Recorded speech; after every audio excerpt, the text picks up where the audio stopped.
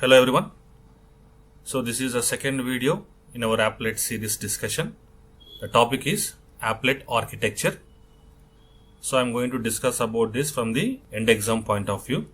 So there are only 3 points about this Applet Architecture. See the first point. An applet is a window based program. What is the meaning of this? So whenever you execute any applet program, the output we are going to see it on a window.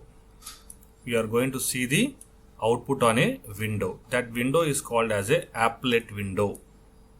Right? For example, you want to display some message. So you are going to see this output on an applet window. That's why an applet is a window based program. And second point, applets are event driven. Applets are event driven. What is the meaning of this? See, applets are going to wait until an event occurs. So initially they will be sitting idle and they will become active whenever an event occurs. What is the meaning of an event? Here I have given some examples of an event. So whenever the user clicks the mouse inside an applet's window, an event will be generated. Okay, so clicking the mouse is an example of an event. And one more example, if the user presses a key means a key in a keyboard. Pressing a key on the keyboard, it is also an example of an event.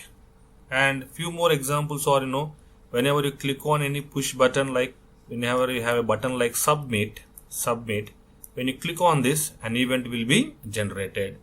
And whenever you check the checkboxes, like if you have a CSE here and ECE, EEE, and so on. So if it belongs to ECE, then you click on this ECE button, right? Checkbox.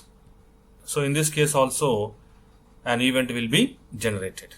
So whenever an event is generated, the applets will become active. Okay, that is the meaning of this second point. And whenever an event occurs, the Java runtime system will tell the applet about that event. Okay, so who is going to inform the applet about that event? Java runtime system. And applet is going to take the necessary action and then quickly return. Okay.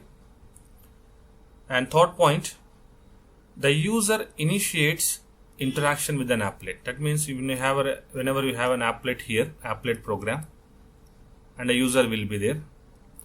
So first of all, who is going to start the initiation? Yes, user is going to start the initiation, right? User will start the interaction first of all, like by generating any event, by clicking the mouse or by pressing any key on the keyboard. So first of all, the user is going to start the interaction. Okay, that is the meaning of this point. And as discussed, these are all the examples of events. Okay.